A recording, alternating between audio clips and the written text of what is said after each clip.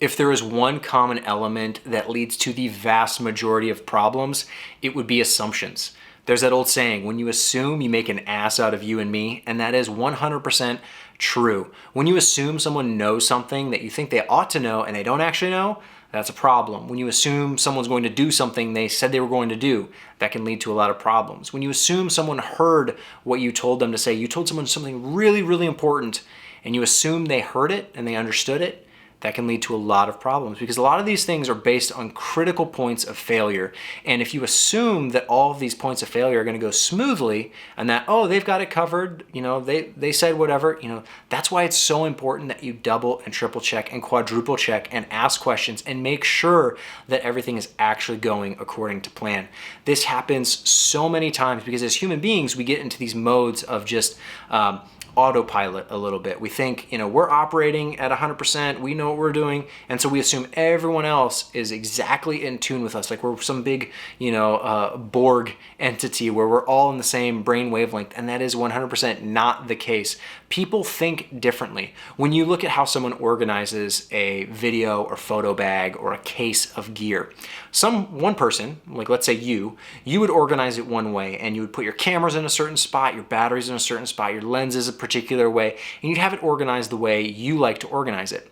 Now, if you let me borrow all that gear and I use it and I put it back, guaranteed, unless I took photos of every single item and where it went, I am never going to put it back the way you thought to put it back, because the way my brain works is different. I'm going to think to put the cameras this way and the lenses here and the batteries here and this goes in this bag and this goes in this bag.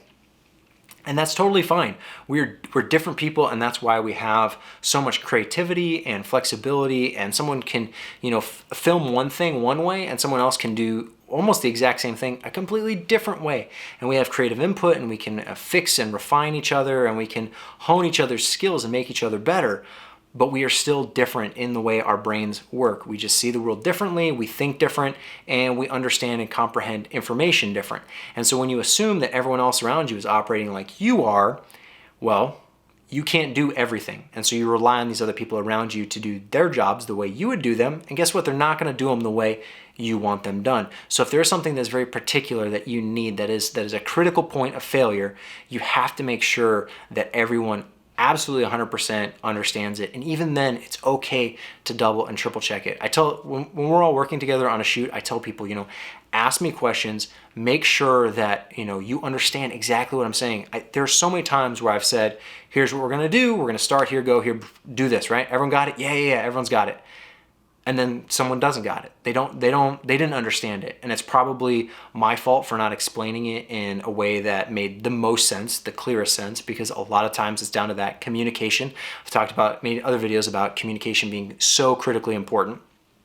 And so when you're trying to communicate as clear as you can, you're still never going to be 100% clear to everyone. And then everyone else, maybe they get distracted by a text message on their phone, or they're thinking about something else. They're thinking about some other problem that they're trying to solve, and they're not paying attention to what you're saying. There's so many reasons why things go wrong. But if you just assume that, everyone's like, yeah, we all got it. It's still okay to follow up and triple check. You don't have to be annoying and micromanagey about it. But when it's something that is really, really, really important, like a key bag needs to make it to the shoot, and you got to make sure that whoever's in charge of that bag knows that they are in charge of that, and if they lose it, it's on them.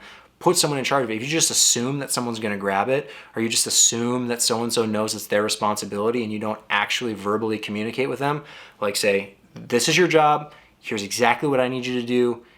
If you don't do this, we're screwed. And even then have a backup. You don't maybe have to go to those links, but you know what I'm saying?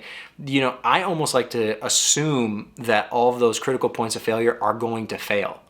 That's what I would rather assume. Rather than assuming everyone knows what they're doing and everything's perfect, assume it's like the worst case scenario. Because what would you do in that situation? You would double check everything. You would make sure you'd follow up with these people, make sure things are happening. When something needs to get to a certain place, you check in, hey, did it happen?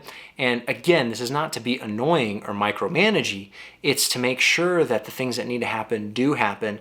And there's a nice balance there. It's, don't let everything just, whatever happens. That's not a very good approach, because that's kind of assuming everything's gonna be perfect, and it's probably not.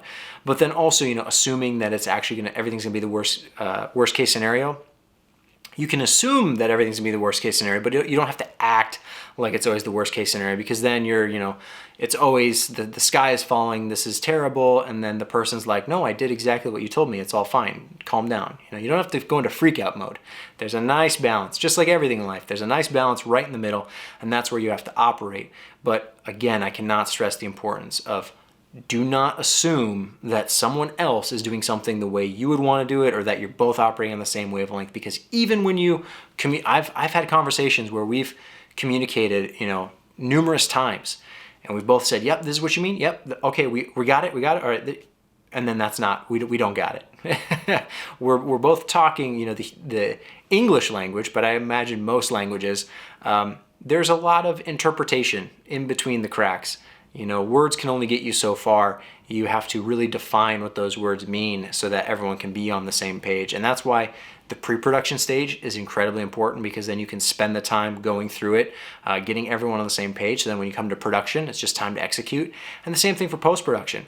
If you just assume the client wants something one way without checking, because maybe that's what you heard on set, or that's what was discussed in pre-production, why assume and spend all that time doing it one way when you could just spend 5 extra minutes checking in, seeing if that's actually the case, and then you're headed in the right direction. If you're looking at a map, you want to know very specific directions of like where you are, where you need to go. You never want to just assume where you're at on that map or assume your destination. Very, very specific, very precise, or you're probably not going to end up where you want to go. Someone might tell you to take 3 rights and then a left, and if you're starting at a different spot and you're assuming 2 different places, it's just a mess. The same thing goes with production, pre-production, post-production. Never assume, or if you are going to assume, just assume it's all going to come tumbling down and it's all going to be terrible, because then that can help you with the communication and how clear you are with what you spell out.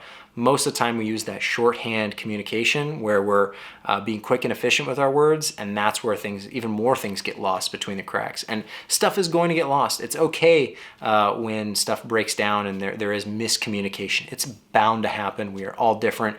We operate different. We understand things differently.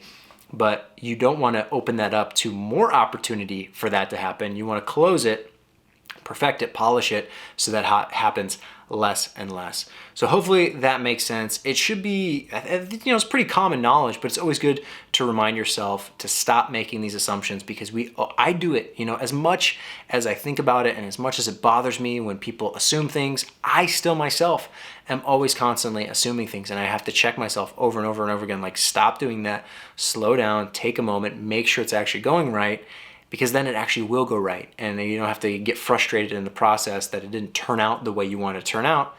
You just take a couple minutes, make sure you're all on the same page, and you'll be good.